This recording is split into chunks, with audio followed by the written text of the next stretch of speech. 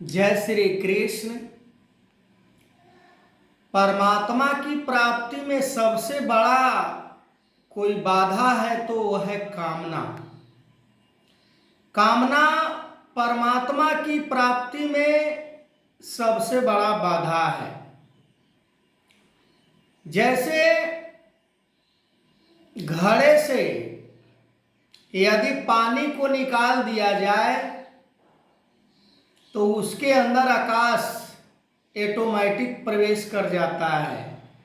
ऐसा नहीं है कि आकाश और घड़ा दोनों होते हैं साथ साथ, पर पानी को अंदर रख देने से आकाश को पता नहीं चलता है कि आकाश इसके अंदर है कि नहीं। इसके लिए दो काम नहीं करना पड़ता है कि पानी को खाली करो तो आकाश इसके अंदर प्रवेश करेगा, नहीं। ठीक उसी प्रकार इंसान के मन के अंदर कामना इतना भर जाता है जिसके कारण वो समझ ही नहीं पाता है कि हमें परमात्मा की भी प्राप्ति करनी है। उसका इच्छा समाप्त नहीं होता है, उसके मन से वो स्वार्थ नहीं निकल पाता है। इसके कारण वो कामना को त्याग नहीं कर पाता है। जैसे आग के अंदर हम कितना भी घी डाले पर वो आग की लपटा कम नहीं होता, वो और बढ़ते ही जाता है। चाहे उसके अंदर हम किसी भी चीज को डाल दें, वो जलाकर भस्म कर देता है। ठीक उसी प्रकार इंसान के पास यदि 100 रुपया हो जाता है तो उसका 1000 रुपये के ऊपर निगाह टिक जाता है कि 1000 रुपया कैसे हो जाए। जब 1000 रुपया हो जाता है तो उसका ध्यान 10,000 रुपये के ऊपर टिक जाता है। 10,000 रुपये हो जाने के उपरांत उसका ध्यान 1,00,000 रुपये के ऊपर टिक जाता है। ऐसे करते करते उसका कहीं पर तृप्ति नहीं होता, कहीं पर उसका संतोष नहीं होता, जिसके कारण वो अपने जीवन में कामना को त्याग नहीं कर पाता है। भगवान कृष्ण गीता के 3 अध्याय में अर्जुन को कामना के ऊपर इतना जोर शोर से समझाने का प्रयास किए हैं, पर आज इंसान कामना को खत्म ही नहीं करना चाहता है।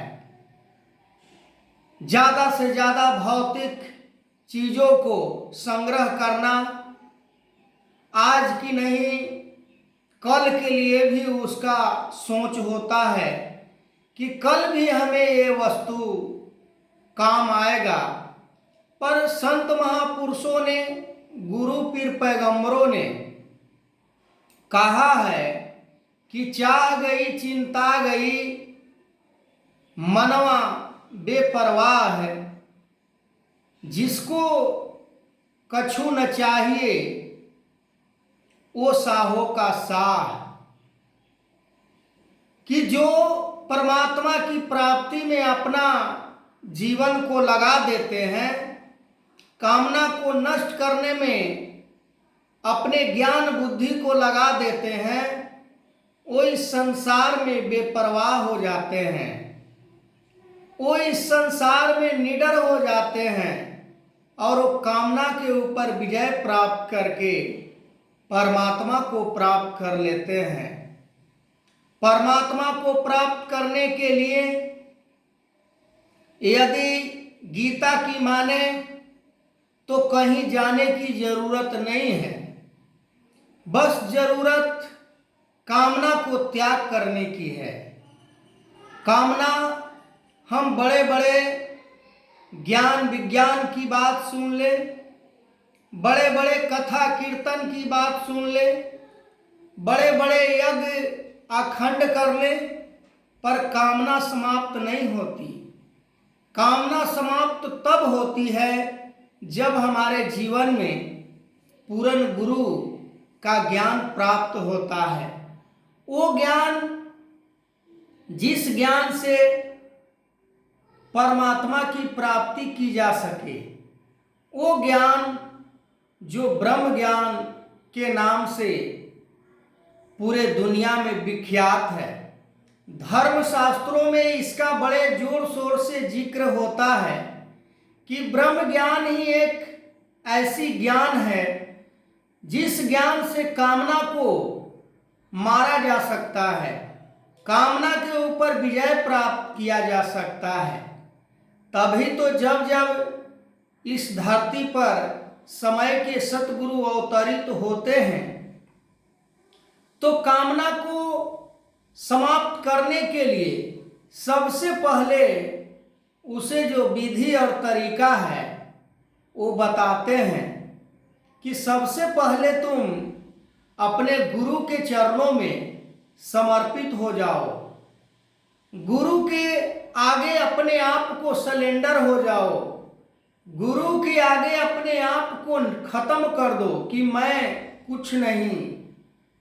तब कामना को भी समझ में आ जाता है, क्योंकि इस संसार में परमात्मा से शक्तिशाली और कोई नहीं है। परमात्मा और गुरु दोनों एक ही सिक्के का पहलू है। कामना को समाप्त करने में इनका बहुत बड़ा भूमिका है। ब्रह्म ज्ञान देकर,